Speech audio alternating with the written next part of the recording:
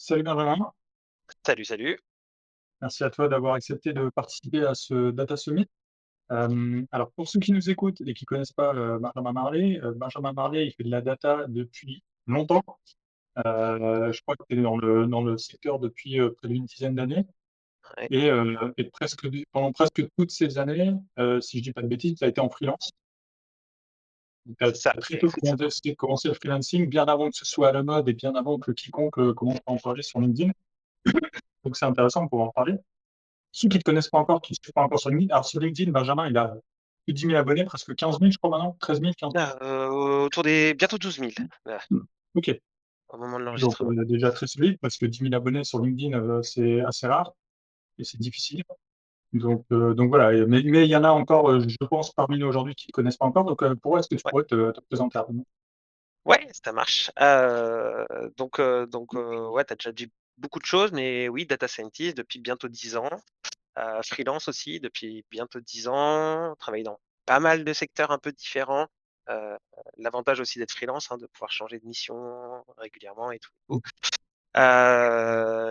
J'ai touché à pas mal de choses différentes dans le sens où j'ai fait un petit peu de data analyse, j'ai fait un petit peu de data ingénierie aussi, au moins pour avoir un peu la compréhension des différents trucs et je commence un petit peu à toucher un peu à de la cybersécu, mais on pourra en discuter un petit peu après et hem et donc voilà et je me suis mis vraiment sur LinkedIn depuis 2 ans. Le dernier truc que je peux aborder très vite fait, mais comme c'est un chapitre un peu fermé, je vais pas m'étaler dessus, mais je fais beaucoup de parties pédagogiques aussi. C'est-à-dire pendant très longtemps, j'étais un acteur assez important des parcours data, par exemple côté Open Classroom. Je travaillais avec heu Heu, différentes structures qui font des bootcamps, voilà, merci, c'est ça le mot que je cherchais. Des différents bootcamps, choses un peu comme ça, voilà. Donc, je donnais des cours à la fac aussi, donc je fais pas mal de trucs un peu là-dessus aussi à côté, mais ça, c'est voilà, ça, c'est des choses que je ne fais plus, mais j'en ai fait un petit peu. Aujourd'hui, je suis vraiment, heu, data à plein. Ah, mais justement, c'est intéressant parce que même si tu ne le fais plus, tu as pu voir l'évolution du secteur, l'évolution des profils qui arrivaient sur le marché, donc c'est Mmh, et tu as vu du coup, tu as accompagné beaucoup de personnes du coup en reconversion, parce que dans les bootcamps, c'est des reconversions. Donc il y ouais, a sans doute ouais. des choses que tu as vues de manière régulière et récurrente, des erreurs que les gens font ou des choses auxquelles ils ne pensent pas, qui vont pouvoir potentiellement intéresser les gens. Mmh, Donc ça, ouais, c'est vrai que c'est ça, c'est cool pour le parcours. 10 ans de data, comment tu t'es retrouvé à faire de la data? un peu par hasard.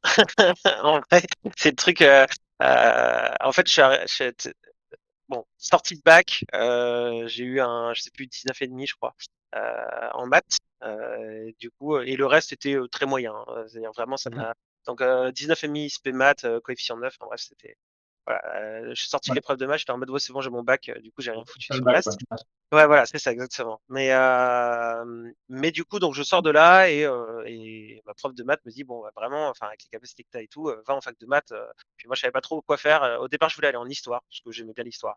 Vraiment aucune perspective de quoi que ce soit et du coup, bah, je me suis laissé convaincre, je suis parti en maths. J'ai fait mes premières années, là-bas et à la base, je voulais aller plutôt dans tout ce qui est modélisation numérique. C'est tous les trucs qui font les outils qui sont utilisés, par exemple, dans les conceptions de moteurs, les conceptions, enfin, tout ce qui est un peu d'ingénierie et des choses un peu comme ça, quand on veut tester des différents trucs, mais qu'on n'a pas forcément envie de créer de main propre les prototypes, pour pouvoir faire les tests, ben, on crée en fait ce qu'on appelle des simulations numériques et il y a plein de choses qui doivent être calculées là-dedans, puisqu'il y a plein de contraintes physiques, de trucs qu'il faut réussir à Ouais, modéliser d'un tout truc. est C'est fait hyper avant d'envoyer une fusée dans l'espace, quoi. et Voilà, exactement, c'est ça.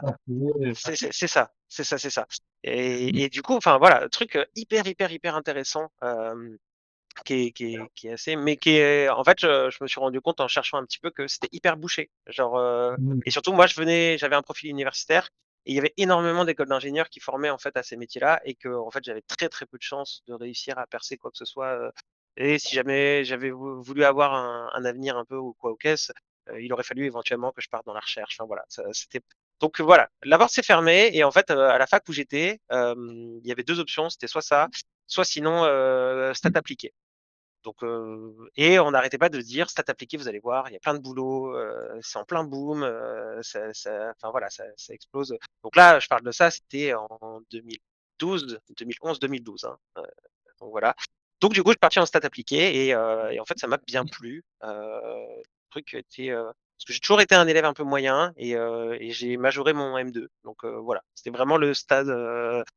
Donc ça m'a bien plu puisqu'il y avait de l'info. J'étais pas trop mauvais en info et puis j'étais pas trop mauvais en maths non plus. Donc les stats, ça me parlait bien. Enfin voilà. Donc les choses se sont bien faites et puis c'était hyper intéressant. À ce moment-là, on parlait pas forcément de data science, on parlait plutôt de data mining beaucoup. Et donc voilà, c'est comme ça que je me suis retrouvé en fait dans la data, on va dire dans le milieu de la data. Ça s'est fait. C'est pour ça que je dis un petit peu par hasard, finalement non, c'est un peu mon parcours scolaire qui a mené là-dessus, mais j'avais pas d'ambition à proprement parler d'aller là-dedans, quoi. Ouais, c'est ça, c'est pas une passion préexistante, c'est Non, plus, j'optimise un peu mon parcours, vu ce qui a l'air d'être le plus pertinent, le plus smart et puis ensuite je me débrouille pour être bon dans ce que je fais et du coup ma carrière ouais, exactement, c'est exactement ça. ouais, donc c'est intéressant parce que ça rejoint la thèse, mais c'est sans enfin, c'est entre guillemets «sans surprise» pour moi parce que ça rejoint la thèse de Cal Newport dans son bouquin, So Good They Can't Ignore You. Il dit, «Ne suivez surtout pas votre passion» parce qu'en fait, quand on demande aux gens c'est quoi leur passion, ils répondent alors, il a trouvé une enquête qui a été menée au Canada, donc du coup les gens ils répondent hockey sur glace, bah, tu vois? Que des trucs qui ont aucun rapport avec des vrais métiers et donc du coup, bah, tu dis: «Bah, OK, si tu ta passion, comment tu fais? Où est-ce que tu trouves un boulot?» Et ensuite, il regarde des profils de gens qui ont très bien réussi dans la vie.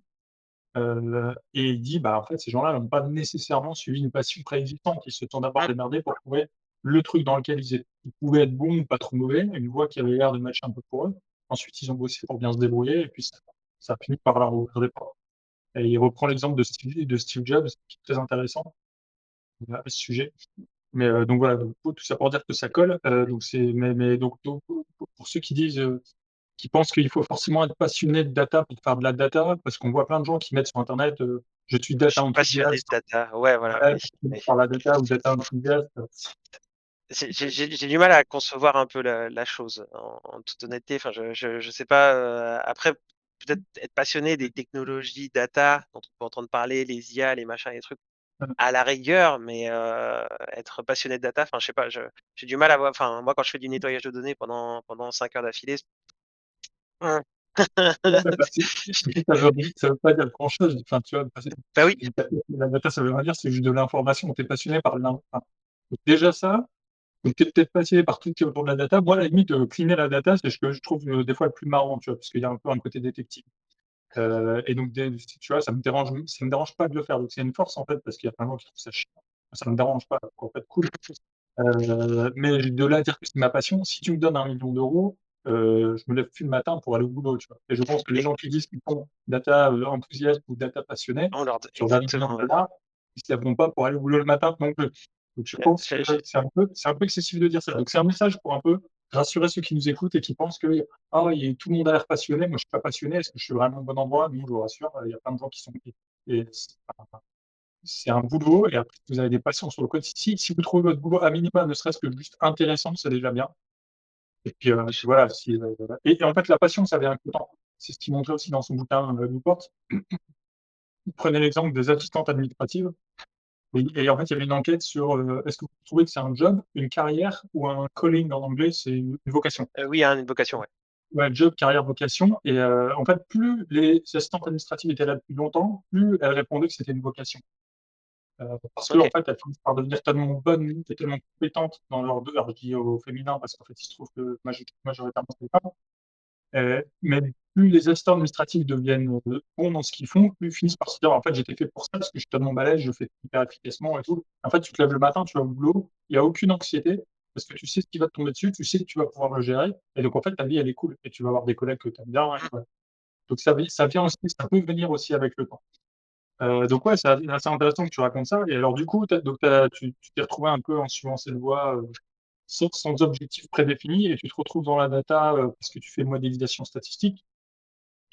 Comment ça se passe ensuite? Tu trouves des stages, alternances, comment tu rentres sur le marché du travail à l'issue de Ouais, juste petite parenthèse par rapport à ce que tu mmh venais de dire. Je suis totalement raccord là-dessus parce que, en fait, une partie aussi des raisons pour lesquelles j'ai toujours eu un peu du mal à me projeter, c'est que, à la base, moi, je voulais «vivre» entre guillemets de ma passion, donc c'est vrai que j'en parle pas forcément beaucoup, mais je suis passionné de musique et quand je dis passionné de musique, c'est pas passionné d'écouter de la musique, c'est je suis musicien, d'un assez bon niveau puisque pendant une petite partie de ma vie, il était question éventuellement de passer pro.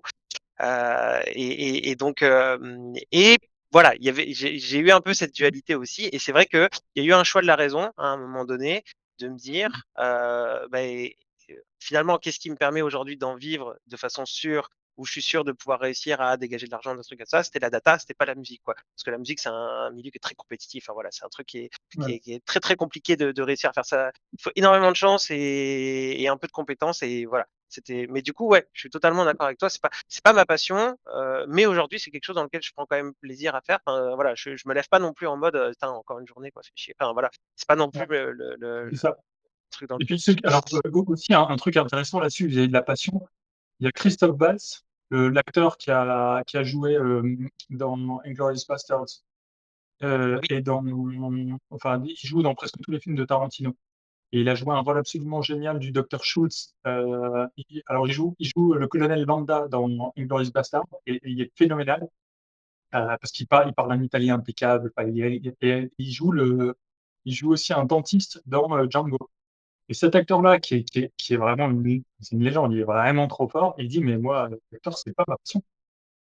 Et il y a un article, et il faudra que je le retrouve, j'essaierai de le mettre en ressource, mais il dit, donc il dit pas, il dit, donc euh, croire que les gens qui font de la musique, parce que quand tu fais de la musique en pro, tu fais ça 8 heures par jour. Et donc je pense que oui, quel que soit que tu fais 8 heures par jour, il y a toujours un moment où ça finit par te gonfler, peu importe le niveau à quel point tu es passionné. À mon avis, il faut quand même un peu se forcer, quoi. Je suis pas sûr que ce soit une partie de plaisir tous les jours pour autant. Donc, ouais. il faut se méfier un peu de Ça cette faisait idée. partie aussi des raisons. C'est-à-dire qu'en fait, quand j'ai commencé à jouer un peu plus, je me suis rendu compte que ça pouvait, enfin, qu'en fait, je prenais de moins en moins de plaisir en fait à faire ça. Et du coup, il y a eu ce choix de la raison de dire, bah non, je vais dans la data et je garde ça vraiment pour le plaisir. Donc je fais encore des Ouais, dates comme un peu ça, quand tu partout fais de la aujourd'hui à musique, bah, ça fait côté. vraiment plaisir, ça fait Ouais, c'est vraiment ça plaisir de exactement. faire du. Ouais, Ouais. ouais, c'est hyper intéressant. Ok. Et donc, ouais, donc du coup, tu fais ce choix. Bon, la musique, je vais garder ça en mode plaisir. Donc maintenant, il faut trouver du boulot parce que il faut gagner de l'argent C'est ça. pour payer le loyer et puis pour pouvoir payer son instrument. C'est quel instrument que tu joues déjà? Je joue de la batterie, du coup. Je suis batteur. Excellent. Ouais, donc voilà, donc un instrument qui coûte pas cher du tout. Oui. Donc, ce serait dommage. Absolument pas. Donc, ouais, donc il faut payer la batterie, il faut payer les baguettes, il faut payer la grosse caisse, les machins. Du coup, il faut trouver un boulot. Donc, comment ça se passe quand on est arrivé sur le marché du travail en data dans les années 2010, 2013? Euh, ouais, alors, du coup, donc je crois que je crois que mon M2, c'est en 2013, si je me trompe pas. Donc, enfin, c'est 2012-2013, je crois, ou 2013-2014, enfin, je sais plus, un truc un peu comme ça. Mais bref, je sors dans le cadre de notre master, nous, c'est un master professionnalisant, donc il y avait 6 mois de stage, en fait, à la fin, ce qui est, je trouve, très bien. D'ailleurs, ça permet d'avoir une compétence technique au-delà de juste les apports de la fac qui peuvent être quand même parfois un peu limités là-dessus. Mhm. Euh, donc du coup, comme j'ai dit, moi j'étais sorti majeur de promo, donc j'ai pas eu trop de mal à trouver un stage. Et puis à l'époque, c'était pas du tout aussi compétitif qu'aujourd'hui. Mhm. Parce en vrai, je crois que j'avais passé 2 entretiens à l'époque. Donc les 2 premières candidatures que j'ai envoyées, enfin, j'ai peut-être dû envoyer 3 candidatures, on va dire, j'ai eu 2 entretiens. Sur les 2 entretiens, il y en a un où j'étais l'avant-dernier profil qu'ils avaient sélectionné. Ça veut dire que je sais qu'il en restait que 2 et ils ont pris l'autre au final. Et il y a celui où je me suis retrouvé. Donc voilà, j'ai fait un stage en entreprise. Pas du tout aussi compliqué qu'aujourd'hui, hein, clairement, par rapport à ça. Et je me retrouve en fait à faire vraiment des requêtes SQL toute la journée. Ça veut dire que tout ce qu'il y avait à faire, ils le faisaient en SQL. Alors qu'il y avait plein de choses super intéressantes et tout et tout et tout. Et ils avaient ouais, c'était dans un institut de sondage un peu, dans l'idée. Enfin, ils utilisaient du sondage, ils avaient en fait des panels et ils avaient des adressages de sondage un peu. En gros, ils prêtaient leur panel aussi à des gros instituts de sondage, genre IFOP et autre chose un peu comme ça. Mais voilà. Mais du coup, leur ciblage, c'était un truc assez archaïque. Enfin, archaïque avec les yeux d'aujourd'hui, hein, mais déjà à l'époque, je trouvais ça archaïque, qui était en mode, ben voilà, on va faire un truc sur les produits de beauté, ben on va cibler toutes les femmes. Là, par exemple, c'est des produits de beauté un peu comme ça, et ben on va cibler toutes les femmes qui ont entre 20 et 35 ans exactement. Enfin voilà, c'était vraiment quelque chose en fait qui était fait à ce moment-là. Et moi, je sortais un peu quand même avec des compétences data et tout. Je leur ai dit, ben, je pense qu'il y a mieux à faire là ici et tout et tout. Et le truc, c'est que comme j'ai dit, il y avait que des requêtes SQL. Au bout d'un moment, en fait, la personne qui était en place à ce moment-là était pas forcément hyper compétente dans le sens où en fait il réécrivait à chaque fois ses requêtes SQL, il remodifiait des trucs. Il y avait pas trop d'automatisation. Donc moi c'est en fait assez rapidement j'ai pris les requêtes, je les ai automatisées, j'avais mes trucs, j'ai lancé le moins possible. Enfin entre guillemets je m'étais arrangé pour avoir le moins de boulot à faire Ouais. et du coup il me restait plein de temps à côté et je leur ai dit bah écoutez vous avez rien à me proposer dans tous les cas parce que c'était le cas, tu vois.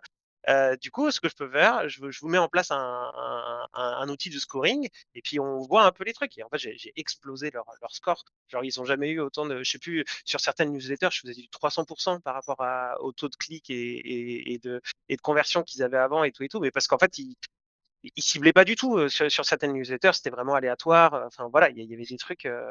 C'est-à-dire, concrètement, ça prend quelle forme? Il y a des newsletters qui sont envoyés à des gens sur un sujet en particulier, Ouais, et c'est toi, ça, ouais, exactement. tu te dis, plutôt que de les envoyer à tout le monde parce que ça sert à rien, je vais plutôt choisir de t'envoyer cette newsletter-là qu'à un subset de la base mail parce que ça correspond mieux, un truc comme ça? Bah, même non, j'ai mis du machine learning à ce moment-là. C'est-à-dire que l'idée, c'était vraiment, je suis allé regarder en fait les newsletters du même type dans le passé. Quelles étaient les profils des personnes en fait qui avaient regardé un peu ces newsletters, qui avaient acheté, enfin voilà, ceux qui étaient entre guillemets appétentes, si on peut dire, Ouais, à ce type de newsletter-là. Et en gros, je suis allé cibler que ces profils-là. Mais en plus, enfin, ça veut dire qu'ils avaient un meilleur taux de conversion et en plus, on envoyait moins de mails. ouais. Mais euh, mais voilà. Mais du coup, j'ai fait ça, mais ils l'ont pas conservé parce que c'était trop compliqué dans leur process marketing de mettre des trucs comme ça en place et que c'était une boîte qui utilise des stagiaires juste pour avoir des stagiaires. Enfin, c'est-à-dire en fait, je suis désolé, je casse un tout petit peu du sucre, hein, mais c'est une boîte qui, parce que je pense que c'est pas bien de faire ce genre de choses. En gros, qui utilise des places de stagiaires qui coûtent moins cher pour remplacer en fait des postes qui normalement devraient être des gens en poste. Enfin bref. Donc voilà. Ouais, ouais, je vois. Mais donc en gros, mon poste n'était pas conservé à la fin, quoi qu'il arrive, donc ils n'ont pas conservé le truc, mais le temps où j'étais là, en tout cas, ça a bien marché. Et du coup, en fait, je suis sorti de là et j'étais en mode, Tain, c'est ça la vie en entreprise, c'est quand même vachement relou.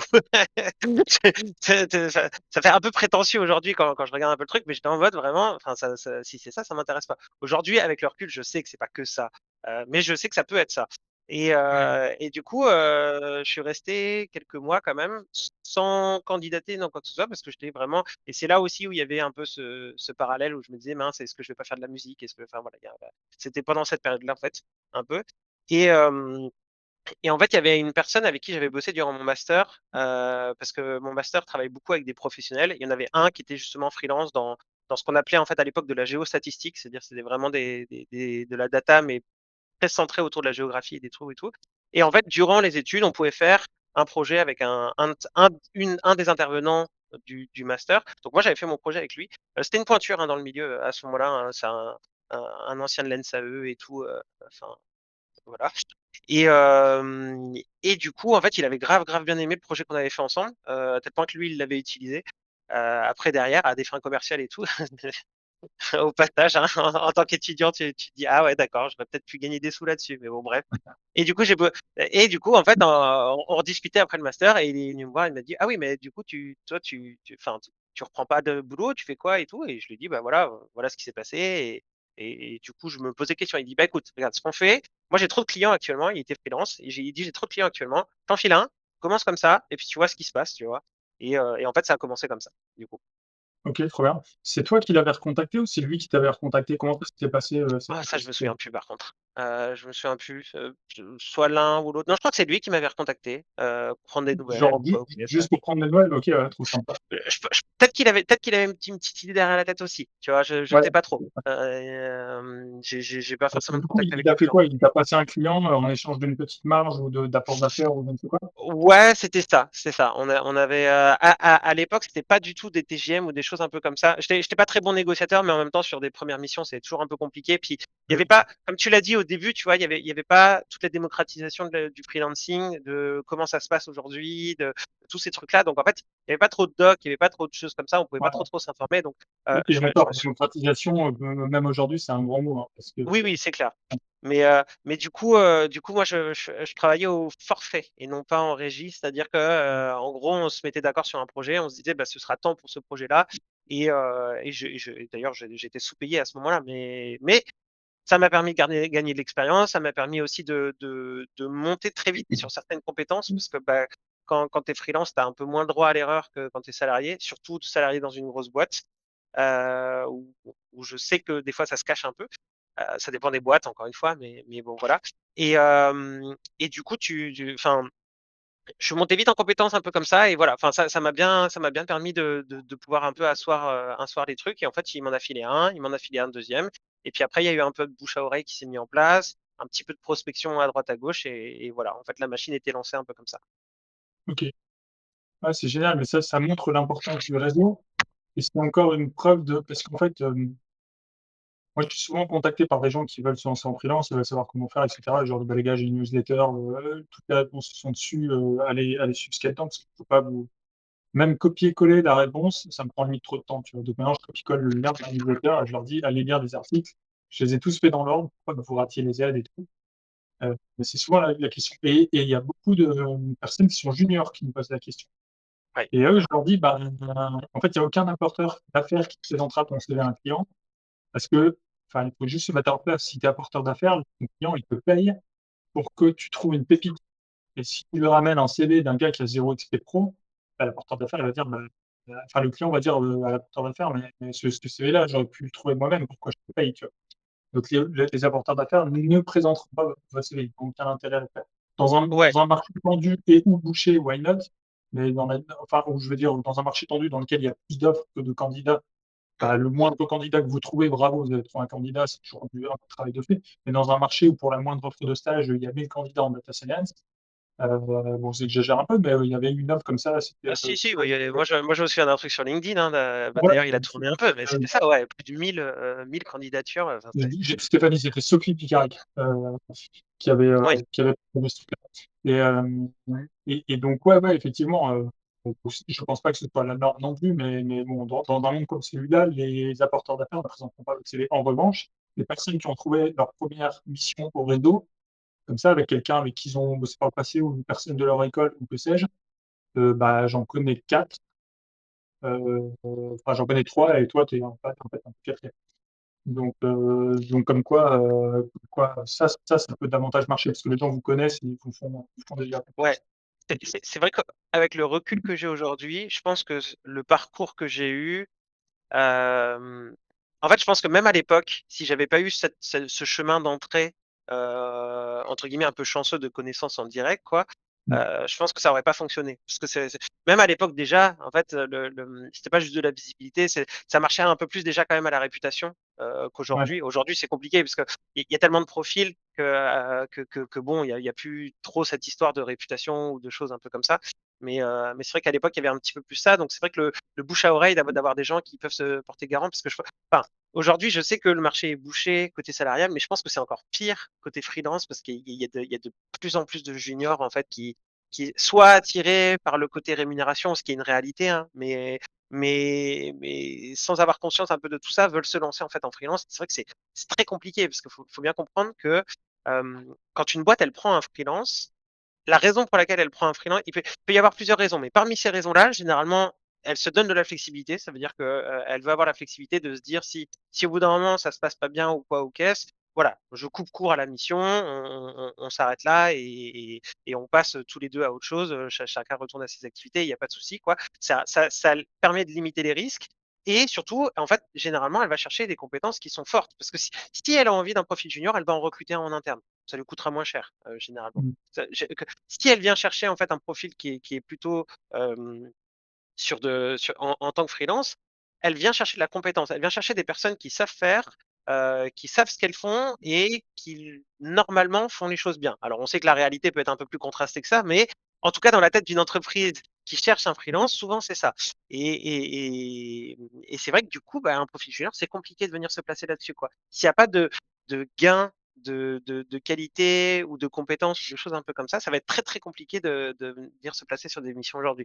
Et comme le disait Benjamin à l'instant, avoir du bouche à oreille, connaître des gens en fait qui peuvent se porter garant pour soi, que ce soit des collègues, des gens avec qui on a déjà bossé, déjà fait des projets ou des choses un peu comme ça peut être une porte d'entrée en tant que junior. Mais sinon, je pense que c'est très, très compliqué et j'irais même à dire, je pense que c'est casse-gueule de faire ça.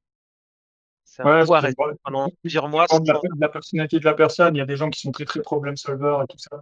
En tout cas, Oui, ce qui est sûr certain, moi, de toute façon, ce que je leur dis, c'est que, ton job là, à l'heure actuelle, c'est de trouver un job. peu importe que ce soit freelance ou CDI, parce que les gens me demandent: «Est-ce que vous pensez que je devrais chercher en freelance?» En fait, cherche tout court, tu vois? Si tu postules en freelance, tant Oui, mieux, postule en CDI aussi et le premier truc que tu trouves, tu le prends. Parce qu'en fait, pour l'instant, ton objectif, c'est pas de partir. Mais c'est assez intéressant, sur la partie, effectivement, de toute façon, je pense qu'il y a personne qui paye, même quand les gens prennent un CDI, même pas pour remplir un poste. Normalement, tu es censé arriver et résoudre un problème. oui, Heu, donc là, je pense que parce qu'il y a beaucoup de gens qui se font aussi l'idée inverse de: en tant que freelance, on va attendre de moi des compétences démesurées. C'est pas nécessairement vrai parce qu'il y a plein de grands groupes où en fait le freelance, oui. il coûte la même chose que le prestataire ESN. Et donc, le prestataire ESN qui a 2 entités dans son ESN, il n'a pas des compétences démesurées et pourtant il coûte la même chose parce que son ESN le facture 500 balles par jour, comme toi en freelance, tu facturais 500 balles par jour. En fait, tu coûtes pas nécessairement plus cher à l'entreprise et donc elle va pas attendre nécessairement beaucoup plus de toi qu'un autre. En tout cas, moi, les XP que j'ai eus, il y a une fois où on attendait vraiment en mode, bon, faut qu'il y ait des situations débloquées, et cetera. Mais les autres fois, c'était plus en mode grand groupe, il nous faut un profil, le gars a le profil, on le paye le même TGM que tous les autres profils. La vie était relativement cool. En revanche, c'est vrai que moi, j'ai pu arriver là parce que j'avais 4 clients derrière moi à mon actif, tu vois, avec des grands noms chez qui j'avais effectué des trucs qui prouvaient que j'étais capable un peu de résoudre des situations. Mmh. Ouais, ça, c'est hyper intéressant. Alors, du coup, tu avais quoi comme skill set pour commencer, pour faire toutes ces missions-là? Parce que le gars, il dit, bon, tu as bossé avec lui, avec le gars de l'INSAE, avec qui vous avez fait le projet de fin d'études. Il sait que tu es capable de faire des trucs parce que tu as fait un super projet. Donc, du coup, c'était quoi ton skill set pour réussir à faire avec ce gars-là un super projet et pour qu'ensuite il t'envoie chez des clients en mission? Qu'est-ce que tu avais comme compétences? Heu, Bah, en fait, je pense qu'une des je pense pas que ce soit des vraiment sur les hard skills que la différence, elle s'est faite, entre guillemets. Mmh. Ça va plus être sur ce qu'on appelle un peu plus les soft skills. Parce que moi, ce sur quoi il m'avait fait bosser, c'était ce qu'on appelle un géocodeur. Ça veut dire, grosso modo, on te file une adresse, et c'est censé ressortir les coordonnées de cette adresse. C'est Google Maps, quoi, dans l'idée, un peu. Et on l'affiche sur une map et tout. Donc, nous, on avait fait ça, en fait, avec OpenStreetMap à l'époque, et on donnait d'autres informations, on donnait de l'iris, on donnait des choses un peu comme ça autour de l'adresse en question, mais voilà, on avait mixé ça avec différents trucs. Et en fait, il m'avait fait bosser sur des technos que je connaissais pas forcément. Genre, j'avais dû faire un peu de PHP, parce que le bac était en PHP. Les pages étaient présentées en HTML, CSS, ça faisait de l'imbrication aussi, de, d'OpenStreetMap et tout. Donc, il y avait des toutes petites incrustations en fait en JavaScript et tout ça. Et tout ça, c'était des trucs que je ne connaissais absolument pas. C'est-à-dire que moi, mes compétences, elles étaient quand même plutôt autour de. Alors, c'était plutôt R à l'époque. R, je faisais du SAS, je faisais euh, plein de trucs un peu comme ça, et j'avais des grosses compétences en stats, hein, forcément, donc que ce soit sur le côté modélisation, que ce soit sur le côté les analyses statistiques, les séries temporelles, enfin voilà, les trucs un peu. C'était vraiment un master statistique un peu à l'ancienne, hein, parce qu'on parle de master il y a les programmes, c'était il y a presque 15 ans, quoi, hein, puisque moi je l'ai eu il y a 10 ans, mais il faut bien comprendre qu'on ne change pas le programme d'un master comme ça en peu de temps. Donc du coup, voilà, j'avais des fortes compétences là-dessus, mais je pense qu'il a fait la différence, c'est le fait qu'on a travaillé sur plein de technologies que je maîtrisais pas forcément au début du projet, et en fait que j'avais réussi à suffisamment combler rapidement pour pouvoir réussir à faire en sorte que le projet fonctionne, quoi. Et je pense que c'est ça qui a dû faire la différence, parce qu'au-delà du côté, bah, il est pas mauvais entre guillemets dans ses compétences en stats, dans ses compétences en programmation, en machin, un truc et tout. En fait, il est capable d'apprendre rapidement, il est autonome, il est capable de faire les trucs un peu comme ça. Et je pense que c'est ça qui a, en tout cas aujourd'hui, avec le regard que j'ai, je pense que c'est ça qui a fait la différence, lui, pour qu'il ait envie de se lancer là-dessus. Mais du coup, après, sinon, si vraiment on parle de hard skill pur et dur, comme je disais, c'était beaucoup de R. En fait, c'est beaucoup d'outils propriétaires et du R, parce que quasiment toute la modélisation à l'époque, c'était MATLAB et R, en fait. Donc du coup, ouais, je pense que ça rappelle des trucs. Donc voilà, donc j'avais des grosses grosses compétences en MATLAB, en R. On avait fait un peu de SAS aussi. D'ailleurs, j'ai une vieille certification qui ne me servira jamais à rien dans ma vie, mais bref. Et des grosses compétences en stats et en proba et tout, et tout. Et SQL aussi, oui, parce qu'il y avait du SQL, on Ouais. avait beaucoup de SQL, quoi. Et qui avait été en plus conforté quand même par 6 mois de stage où là, j'en avais vraiment bouffé dans tous les sens. Même les mots-clés que je connaissais pas, maintenant je les connaissais, quoi. Ça, c'est un point qui est hyper intéressant. Tu dis, parce que ça ouvre 2 questions. Le fait Mmh. que tu as été pris non pas pour tes compétences, parce qu'en fait, tu connaissais ni HTML, ni CSS, ni PHP, ni le JavaScript qui était intégré, machin, mais les gars se sont dit: «Tu es capable d'apprendre rapidement et tu es autonome» et ensuite, toi, quand tu étais sur le poste, bah, tu as effectivement prouvé que tu étais capable de monter rapidement en compétences et d'être autonome. Mais du coup, ça ouvre 2 questions. Petit 1, comment tu as fait pour prouver que tu étais capable d'apprendre rapidement? Parce que ton apporteur d'affaires, entre guillemets, enfin ton la personne avec qui tu travaillais dans le stage, elle pouvait «le savoir» entre guillemets, mais le projet que vous aviez fait ensemble, j'imagine qu'il était ni sur PHP ni sur CSS, tu vois? Donc comment tu as fait pour prouver à la fois à lui et au client final, avant qu'il t'embauche, que tu allais savoir monter rapidement en compétences? Ah oui, alors du coup, c'était peut-être pas clair. En fait, à ce moment-là, je sais pas comment il avait goupillé son truc, mais le client final, en fait, il travaillait en fait, c'était pas un truc exclusif qu'avec moi. C'est-à-dire que lui, il était Mmh. là quand même en tant que représentation. Donc je pense qu'en fait, le client final, pour lui, c'était juste, bah, lui, il est garant de ce qui se passe, peu importe s'il fait Ah travailler son d'accord, OK, donc stagiaire en ou fait, quoi que ce soit. Ouais, c'est comme si, donc j'étais pas il voilà, le voilà, ils ont client, acheté le j'ai pas été projet à placé, toi, tu étais le stagiaire, tu étais le stagiaire freelance du gars, il me semble. ouais, c'est un peu ça, ouais. Je pense qu'il était même pas au courant de quelle relation on avait, en fait, avec le gars. C'était juste genre, le il travaille avec moi, quoi. En gros, on a Ouais, une OK, boîte, d'accord, on OK. travaille ensemble, ça un peu comme une ESN pourrait le faire, entre guillemets, Ouais, de un passer peu des un journées, modèle agent hybride, un truc OK. Ça, c'est ouais, clair c'était un peu et ça, ouais. du coup, quand même, Donc ce que ça et donc voilà, et en fait, ça, c'est comme j'ai dit, c'est ce qui s'est passé pour les 2 premiers clients, et après, en fait, ça c'est là, pour le coup, après, c'est une fois que j'avais, entre guillemets, «ces 2 expériences-là», de pouvoir dire: «Bah, voilà, j'ai fait ça, j'ai fait ça, j'ai fait ci, j'ai fait ça, ouais, je suis mmh, capable de pouvoir vous aider sur telle problématique», et c'est là où, en fait, après ça ça ça, mmh, ça commence à faire bouger un peu les choses, quoi. mmh.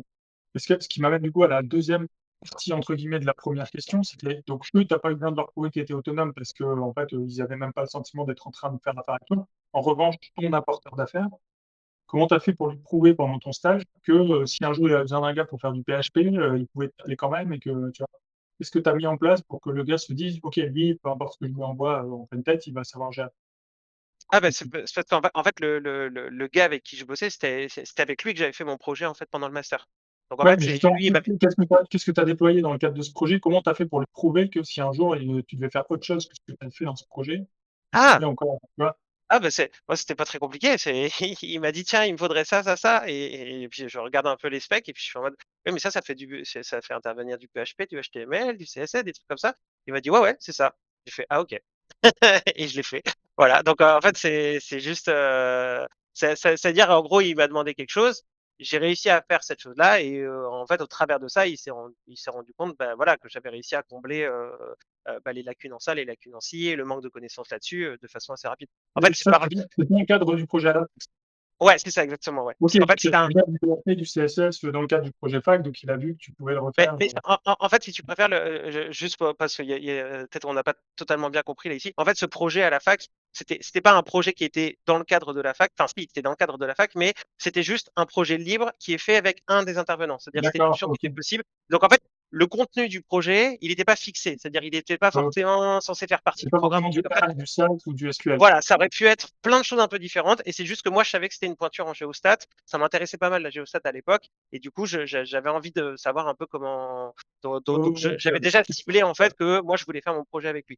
Mais OK, donc ça répond à la question 1. La question 2, c'était, bon, bah, tu as réussi à prouver que tu allais être autonome, mais comment tu as fait pour être autonome?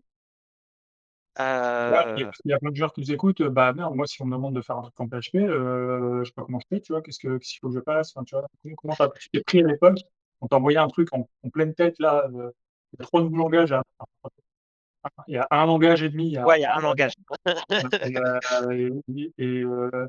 et il faut apprendre tout ça très rapidement. Enfin, il y a un peu de JavaScript aussi, donc on va dire que HTML, CSS et JavaScript, ça fait un et que PHP, ça fait 2, tu vois? On va dire. Ouais, c'est même Ouais, peut-être un peu plus voilà. que ça parce que JavaScript, ça compte pas entièrement. Donc tu vois, il y a 2 nouveaux trucs, tu vois, qu'il faut que tu apprennes très vite. Comment tu t'y prends pour monter en compétences rapidement, sans être noyé? Hem, Ah, tu étais peut-être noyé, remarque, mais peut-être que c'est nickel, mais ça bah, après, ouais, pendant le master, j'avais quand même beaucoup bossé, donc je sais pas trop un peu, je peux peut-être plus répondre à la question aujourd'hui. Parce que mmh même mh. encore aujourd'hui, en fait, comme j'ai dit, par exemple, là, Je commence à toucher un petit peu à de la cybersécu et tout. C'est un domaine qui est effectivement. complètement nouveau pour moi. Donc ça peut être intéressant d'avoir un peu le processus. Euh, alors, je pense que ça dépend beaucoup de l'individu. Moi, j'apprends énormément par learn by doing, quoi. Grosso modo, c'est j'ai besoin de pratiquer, j'ai besoin de faire les choses, en fait, pour comprendre un peu les différents trucs. Donc moi, par exemple, typiquement, un tutoriel pratique, une vidéo pratique me servira plus généralement que un cours en tant que tel, magistral ou un truc un peu comme ça. Parce que souvent, c'est ce que je fais, c'est-à-dire que quand je vais apprendre une nouvelle techno, un nouveau truc, à faire. Est-ce que j'ai un exemple là récemment? Non, j'en ai pas là sous la main, mais quand j'ai envie d'apprendre un nouveau truc, genre, je vais essayer d'abord de voir un peu des vidéos et tout. J'ai juste installé l'environnement et je vais voir des vidéos, je vais voir des trucs, un tutoriel. Hop, je reprends le tutoriel. Déjà, je le fais tourner chez moi. J'essaie déjà de comprendre un peu ce qu'il y a dessus. Et après, par contre, je peux décortiquer un peu plus en changeant un peu les parties de code, pour vérifier en fait que déjà ce que j'ai compris, je l'ai bien compris, parce que je me dis logiquement, si je modifie ça, c'est censé changer ça, ou c'est censé avoir tel type d'action ou tel type de conséquences. Et en fait, à partir de ça, déjà, je commence à comprendre ben, quels sont les différents arguments, des différents trucs que j'utilise, ou comment marche tel ou tel type de fonction ou de fonctionnalité. Voilà. Et en fait, une fois que j'arrive à avoir une petite compréhension comme ça, là seulement, je sais que je fais les choses un peu dans le désordre, mais là, je vais plutôt aller regarder un cours peut-être un peu plus théorique ou un petit truc un peu comme ça, juste pour bien consolider en fait les différents trucs et conforter. Parce qu'en plus, j'ai pas forcément besoin maintenant de lire le cours dans son entièreté, puisqu'il y a beaucoup de choses en fait que j'ai déjà, mais je sais exactement en fait les parties un peu évidentes, faciles, bah ça je vais les zapper et je vais aller viser en fait vraiment les trucs qui moi vont me manquer. Ce qui fait que j'ai des connaissances qui sont très pratiques. Par contre, il y a peut-être certaines technos où bah, voilà, il y a des fondations qui sont parfois peut-être pas forcément super solides. Genre, si on demande des questions ultra théoriques sur telle ou telle chose, bah, je suis pas certain de pouvoir répondre à tout. Mais en tout cas, j'ai des connaissances suffisamment pratiques qui me permettent aujourd'hui de dire, bah, OK, si tu veux mettre ça en place utilisant telle technologie, bah, je sais le faire. Et c'est intéressant parce que ça répond, enfin ça il y a un enseignant qui avant, donnait des cours à l'université de Ouais, Californie, San Francisco, UCSF. Depuis, il est parti dans le Queen's, quoi. C'est Jeremy Howard. Et lui, il avait la même approche pour le deep learning. Il disait aux gens, bah, vous allez faire un réseau de neurones là tout de suite. Alors à l'époque, c'était faire un réseau de neurones qui distingue un chat d'un chien. C'était déjà oui, oui, bah, beaucoup les de trucs un peu quoi. classiques, quoi, ouais. Ensuite, l'année suivante, quand ça a commencé à devenir tout simple, il a créé un réseau de neurones qui classifie 26 différentes races de chiens, parce que ça, c'est un peu plus dur, c'est une multiclasse, Mm. machin. Et lui, il dit, on va faire 5 lignes de code, ça va créer votre premier réseau de neurones, et ensuite, dans un second temps, on va commencer à ouvrir le réseau de neurones et voir ce qu'il y a sous le capot. C'est quoi les convolutional rails, c'est quoi les convolutions, c'est quoi les fonctions d'activation, c'est quoi le sigmoïde, c'est quoi un ReLU, c'est quoi machin. Et il prenait la métaphore il faudrait que je retrouve son nom parce que c'est pas sa théorie de l'apprentissage. Il citait un autre gars qui disait quand on veut apprendre à un gamin à jouer au foot, on le met pas assis derrière un bureau avec une feuille de papier pour lui faire dessiner une trajectoire de ballon en fonction de l'endroit où tu mets ton machin. Tu lui donnes un ballon, tu tapes dedans, tu le laisses faire ça quelques années. Et ensuite, peut-être que dans les centres de formation, ils font ensuite peut-être un peu plus de théorie sur les angles, machin. Et encore, je suis même pas sûr. En tout cas, ce qui est certain, c'est que tu commences pas sans faire de la théorie. Et donc, au final, et c'est vrai qu'il y a beaucoup trop de cours en ligne qui sont là, bon, je vais tout vous expliquer. Ensuite, je vais tout vous expliquer sur un deuxième truc, puis un troisième truc. Et quand je vous aurai tout expliqué sur ces trois trucs, on va pouvoir tout rassembler ça et faire un tic-tac-toe. Et vous allez voir, ça va être super. Mais en fait, c'est trop long. C'est clair. Ouais, non, je suis d'accord. Donc, c'est intéressant ce que tu dis, parce que ça rebondit, ça répond à ça, en fait. Ça vient ajouter un exemple supplémentaire de cette théorie-là du foot. Ouais. J'essaierai de retrouver la source. En tout cas, après, je sais pas si ça pourrait fonctionner pour tout le monde, mais en tout cas, c'est ce qui fonctionne entre guillemets pour Oui, moi. Moi, c'est comme ça que je ouais, fais parce que après, c'est peut-être aussi la vision que j'ai dans mon boulot, mais dans mon boulot aujourd'hui, un client qui vient me voir, il me demande pas de savoir quelle est la théorie derrière telle ou telle technologie ou tel ou tel truc. C'est juste, j'ai ce projet-là qui utilise telle technologie. Est-ce que tu es capable de pouvoir nous aider sur ce projet-là ou pas, quoi? C'est tout. mhm, Et aujourd'hui, les compétences que je recherche, c'est juste celles qui me permettent de répondre oui à cette question. Point barre. exactement. Ok. Et ok, donc on a vu un peu ça. Donc pour ce qui est des technos, donc là c'est vrai que ce que tu as fait à l'époque en mode RSAT, et puis ensuite j'ai mon ancien prof de fac qui vient me rechercher. C'est difficilement réplicable aujourd'hui, même si ça prouve quand même l'importance du réseau.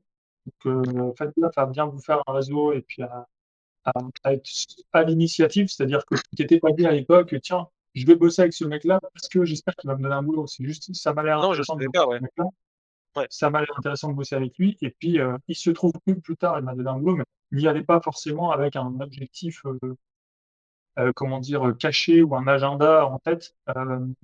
C'est les bouddhistes qui disent beaucoup ça, ils disent: «Peu importe ton action, si elle est bonne ou pas, si ton intention derrière elle est mauvaise, c'est quand même pas bon d'un point de vue karma».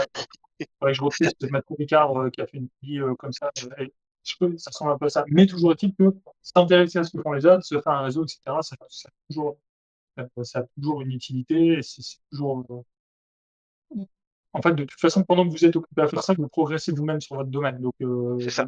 c'est pas faut pas voir ça comme du travail supplémentaire, c'est juste un truc qui vous permet de vous renseigner, d'être meilleur, d'être un peu, c'est en baignant dans l'écosystème qu'on ça devient plus facile d'en faire partie finalement. Donc ça, pour cette partie-là, c'est pas trop réplicable. En revanche, de tout ce que tu es en train de faire en ce moment pour ton plan de carrière, donc là, tu as déjà 10 ans d'XP, en data en freelance. Hem, c'est quoi ton plan à l'heure actuelle? Une personne qui est confirmée, peut-être pas comme toi avec 10 ans d'XP, mais qui a entre 2, 3, 4, 5 ans d'XP aujourd'hui et qui, voilà, elle est, en milieu de carrière data science ou en milieu de carrière data engineering, on va dire en milieu de carrière data. C'est quoi la next step? C'est quoi la suite? Tu vois? Qu'est-ce que quelqu'un comme toi cherche à faire pour les 6 prochaines années? Et comment tu t'y prends pour y accéder? Je pense qu'il y a plusieurs trajectoires possibles. On va prendre un peu la trajectoire. Pardon? Il y en a trop même, c'est pour ça que Oui, oui, non, mais complètement, complètement. Mais c'est juste, je balaye un peu les différents trucs. Après, je parlerai vraiment de ce que moi j'ai fait. Mais on va dire, on va, on carrément. on va déjà balayer un peu la trajectoire française classique, qui dit que généralement, quand tu montes en expérience, tu gagnes en fonction managériale. Moi, j'ai essayé un petit peu, ça me plaît pas. Voilà, je préfère le dire royalement. Et j'ai l'humilité aussi de pouvoir dire, ben en fait, ça m'intéresse pas, tu vois. Je trouve ça plus facile de gérer mes lignes de code que de gérer des êtres humains. Ça fait très associable de dire ça, mais c'est quand même une réalité. Moi, dans mon cas, c'est-à-dire que je trouvais ça plus compliqué parce que je suis quelqu'un qui est foncièrement pas du tout mauvais. Je suis quand même plutôt bienveillant en fait avec les gens, et du coup, j'ai du mal à leur dire des choses quand quelque chose n'est pas bien fait. C'est-à-dire que Mmh. je suis pas quelqu'un qui va être négatif avec la personne ou qui va savoir en fait reprendre une personne, même si c'est entre guillemets pour son bien, c'est quelque chose avec lequel j'ai du mal. Bah, ça, en fait, ça fait de moi un extrêmement mauvais manager. Donc, en fait, point barre. Voilà, j'ai assez vite écarté en fait ces trucs-là là-dessus. Donc, après, d'un point de vue technique, je pense que ce- pour moi, il faut se spécialiser au bout d'un certain temps si on veut réussir en fait à vraiment pouvoir percer dans le domaine ou à vraiment pouvoir entre guillemets monter en rémunération. Après, il y en a pour qui en fait entre guillemets avoir un job qui va rester foncièrement le même, un peu toujours sur les mêmes types de problématiques pendant toute leur vie, va leur suffire. Et j'ai aucun problème avec ça. J'ai envie de dire, après, c'est chacun, entre guillemets. Mais pour ceux qui vraiment aspirent un peu plus à peut-être une rémunération plus élevée ou des choses un peu plus comme ça, il va y avoir une nécessité quand même de pouvoir se perfectionner dans un domaine pour pouvoir ressortir au sein de ce domaine-là. C'est-à-dire que de pouvoir avoir vraiment être identifié un petit peu comme je suis expert de ce domaine-là, je suis expert de cette chose-là et tout et tout. Par exemple, typiquement, quand on parle un peu de data science, de plus en plus, moi, ce que je vois, c'est rien qu'en data science, il y a plein de routes en fait qui sont possibles.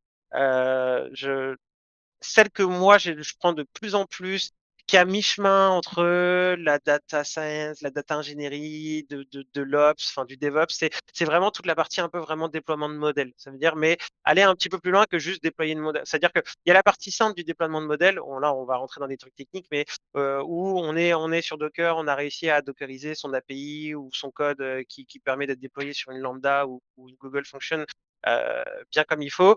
Et du coup, ça, il y a quelqu'un d'autre qui va pouvoir en fait lancer ce code-là. Je suis capable, moi, en fait, en autonomie, je sais où je vais aller placer mon modèle, je sais où je vais aller machin. Je suis capable de pouvoir interagir avec par exemple, Kubernetes ou des choses un peu comme ça pour pouvoir déployer le modèle et tout et tout. Donc ça, voilà. Moi, j'ai commencé à mettre un petit peu le pied là-dedans. C'est là-dessus que moi, je me spécialise un petit peu plus et qui me permet aussi de me rapprocher un peu plus côté code parce que en fait, moi, j'ai plus une appétence côté code que vraiment côté stats ou côté choses un peu comme ça. En fait, ça me fait plus triper aujourd'hui de créer un code qui va être optimisé et qui va permettre de pouvoir faire tourner le modèle ou de le réentraîner ou de trucs un peu comme ça, que vraiment travailler sur les hyperparamètres du modèle, les machins, les trucs, ça me, voilà, c'est Oui, pas le truc qui me, c'est pas le truc qui va le plus euh, m'éclater là-dessus. Il y a un réel besoin aussi qui se crée de plus en plus côté ce qu'on appelle un peu le ML engineering, c'est-à-dire vraiment avoir cette capacité de pouvoir sortir des outils classiques, donc typiquement du sklearn, des choses un peu comme ça, et être capable en fait de pouvoir créer des modèles qui sont optimisés pour une chose spécifique et qui logiquement, s'ils sont bien faits, vont tourner plus vite que les modèles en fait, par exemple type sklearn ou quelque chose comme ça, dans une problématique précise. Ça veut dire que être capable en fait vraiment de pouvoir créer toute la chaîne un peu là-dessus, que ce soit d'ailleurs du deep learning ou pas, hein, de plus en plus. Et je vois de plus en plus dans ces métiers-là qu'on sort un peu des langages classiques. C'est-à-dire que de plus en plus, ça s'éloigne de Python. Et je vois du C# des fois qui commence à arriver un petit peu. Je vois des trucs un peu comme ça. C'est très très niche, hein, mais je pense qu'il y a un vrai truc à prendre un peu là-dessus. Et, et une autre direction et qui est une qui me titille de plus en plus, je pense, et j'en ai parlé un tout petit peu tout à l'heure, c'est côté cybersécu.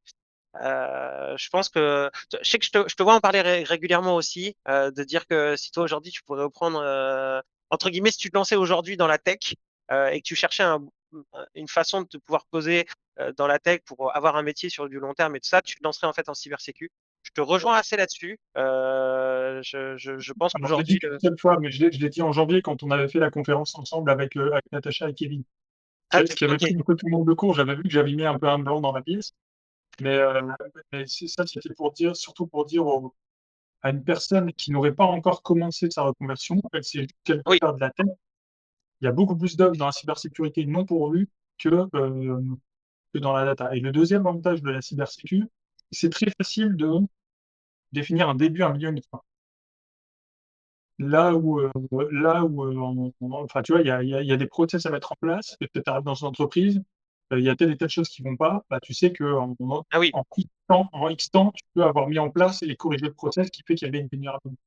En Mhm. data, tu peux pas dire en X temps, j'aurais fait un modèle, parce qu'en fait, tu sais même pas s'il y a du signal dans la donnée, tu sais même pas si ton modèle va pouvoir découvrir quelque chose, donc tu peux rien. C'est Du exact, coup, ouais.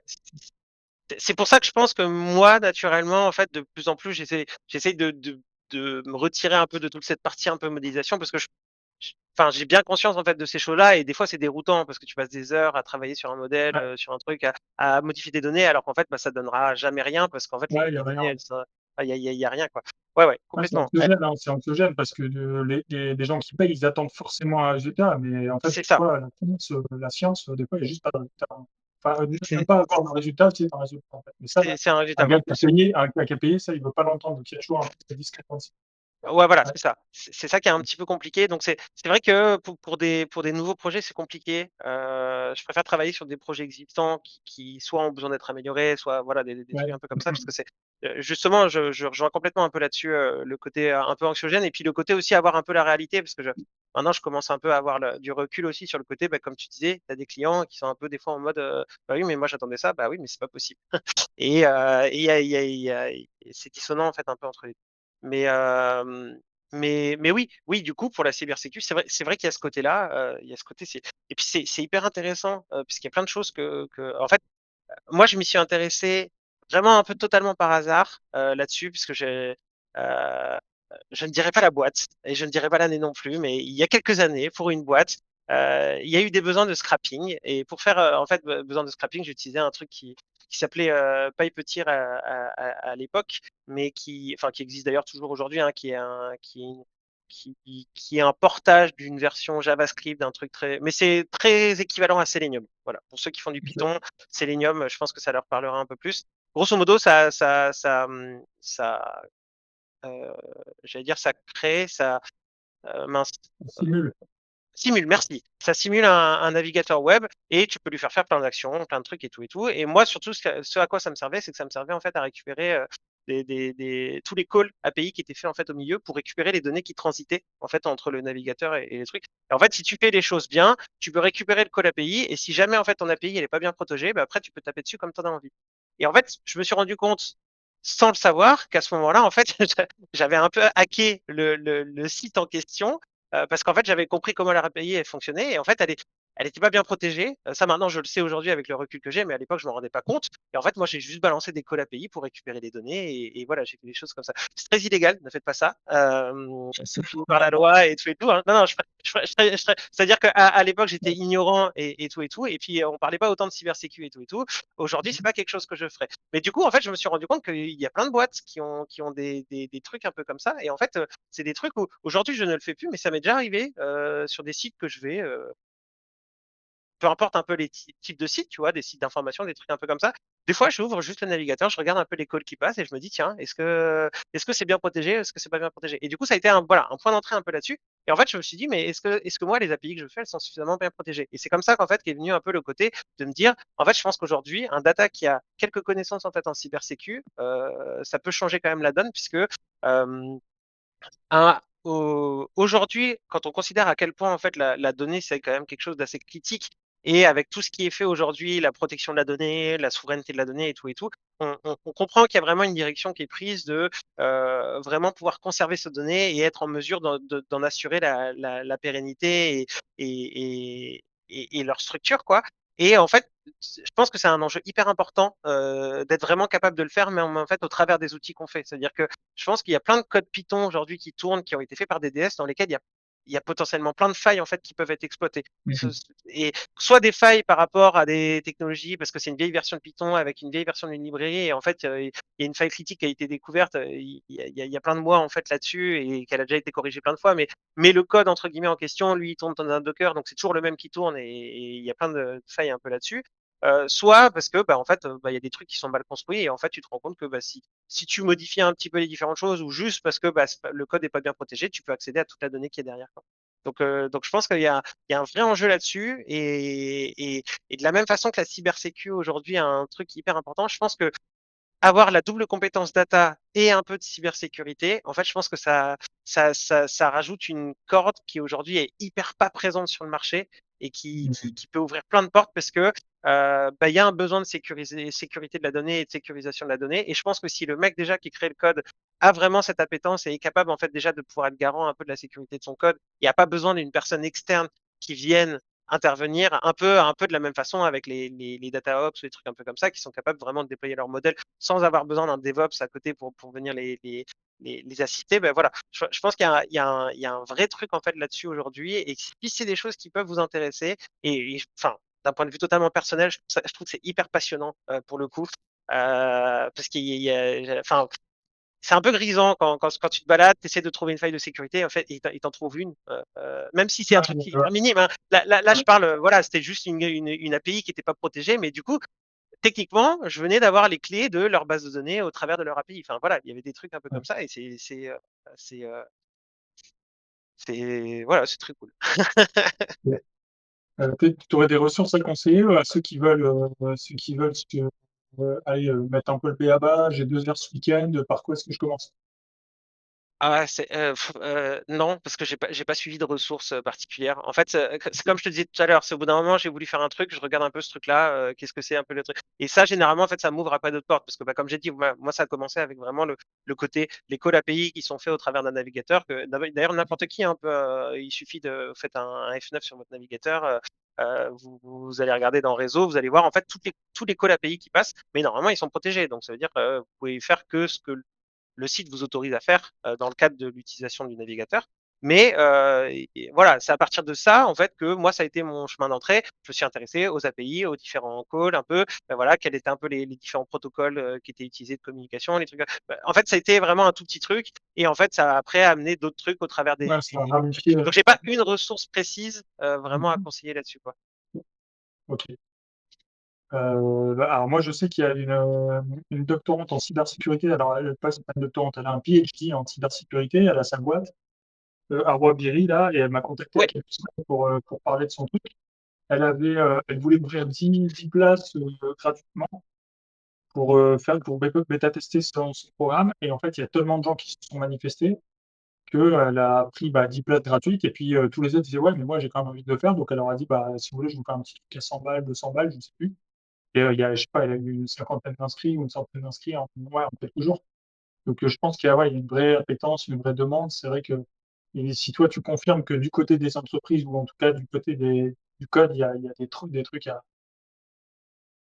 à vérifier, à mettre en conformité, etc., bah, il y a peut-être ouais, il y a peut-être une ligue qui va petit à petit se créer là-dessus. Donc, c'est assez intéressant comme ouverture. Ouais, en fait, pour moi, la cybersécu, elle monte quoi qu'il arrive. C'est-à-dire que ça, Mmh. on le voit hein, clairement avec les différents postes et tout et tout. Et comme je dis, voilà, je pense qu'avoir la double compétence data et cybersécu, ça Ouais. permet de cocher 2 cases et d'être un peu le mouton à 8 pattes, Ouais, parfois un peu bah, recherché. c'est intéressant. Moi, tu vois, moi, c'est pour ça, parce qu'elle me dit, c'est pas, tu sais, elle me contacte, est-ce que tu veux bien faire de la pub pour mon programme? Je fais, bah, ça dépend.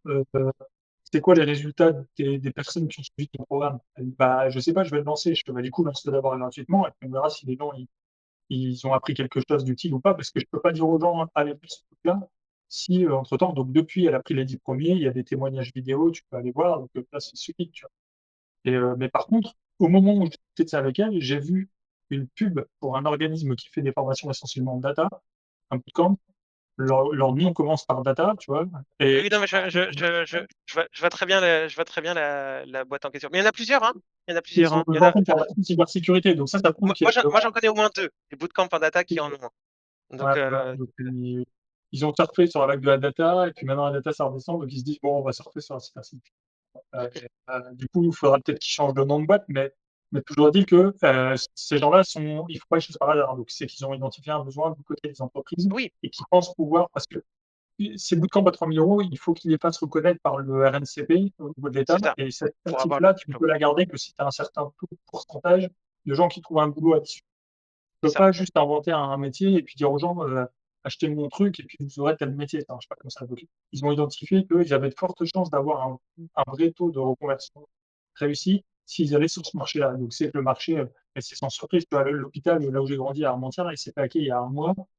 Tu Ah oui, vois, d'accord.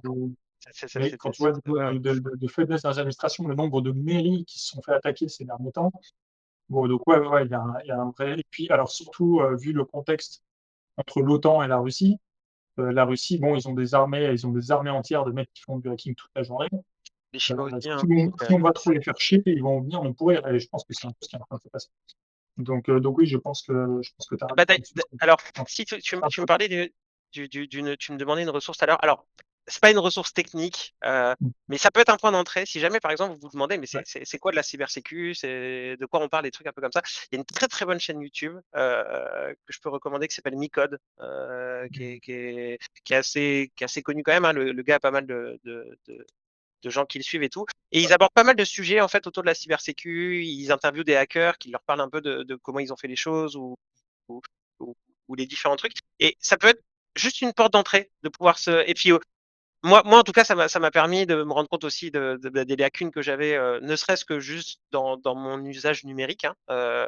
Mais ça peut être ultra intéressant, au-delà de l'aspect vraiment purement technique, juste des petits trucs tout bêtes qui permettent de comprendre un peu, bah, voilà, les doubles authentifications, les machins, pourquoi ça existe, pourquoi on fait ça, bah, parce que en fait, il y a des boîtes qui n'avaient pas ça et qui ont perdu gros. Donc voilà, Ah oui, non, mais ça peut tu racontes. Alors moi, une anecdote là-dessus. Il y a 2 mois, Maud Alavès. Maud Alavès, oui, enfin, pour moi, c'est la qui s'est numéro 1 de LinkedIn en France. Elle a fait des qui posts s'est fait hacker il y a pas super longtemps là, oui, j'ai exactement. vu Et ça. en fait, donc, elle fait des posts, elle poste une fois par semaine, mais tous ses posts, ils font au moins 1000 likes, tu vois. Pour moi, c'est la queen en termes Ah ouais, c'est un délire, hein. de- C'est d'écriture, tu vois. Elle écrit vraiment bien. Très belle prose. Et en fait, cette fille-là, donc, que je suis, elle s'était fait hacker, comme tu dis, son compte, et elle l'a perdu pendant 2, 3 jours. Et là, tu vois, tu flippes, parce que son compte, c'est son fonds de commerce. En fait, moi, demain, j'ai plus mon compte LinkedIn. Tu vois, c'est pas grave, je peux aller faire quand même de la data dans n'importe quelle boîte, juste sur mon CV, et puis, complètement, ouais. tu vois, je vais avoir mon tag de Et pour freelance un de data. ghostwriter, ouais. Elle, c'est son canal d'acquisition, le seul, pour ses clients en ghostwriting. Donc, elle faire ça, c'est la même. Bon, moi, si je perdais ça, ça me ferait bien chier aussi, tu vois, parce que j'ai mis 2 ans tu vois, à raconter mes histoires, à créer une newsletter, à faire un guide sur Git et tout ça. Mmh. Et donc, si demain, tu plus rien, tu vois, c'est fichu. Et donc, du coup, je me suis dit, merde, si elle s'est fait hacker, ça peut m'arriver aussi. Tu sais quoi, je vais mettre l'authentification à 2 facteurs, tu vois. Donc, j'ai mis le MFA en place 3 semaines après, hein. 3 semaines après, je reçois un email, connexion, un gars à New York tu vois, je sais pas, du coup, il a pu trouver mon mot de passe parce qu'il a pu se connecter. Mais heureusement, comme j'avais le MFA, bah, en fait, il s'est juste connecté une première fois, mais il n'a pas pu valider. Et là, je reçois le truc de New York. Donc, j'ai envoyé un screenshot à moi, je lui ai dit, écoute, merci beaucoup. Tu vois, et donc ouais, ça peut être pas, pour être parfaitement franc, et donc là, je suis obligé de mea culpa, tu vois, auprès de tous les cybersécurité français de Navarre. Mais des fois, j'étais là, et je me dis, ils nous font chier à changer les Mais passeports oui, toutes les moi 3 semaines. aussi. Moi aussi. Mais en On fait, a tous été, mais en fait, c'est. Mais c'est pour ça, voilà.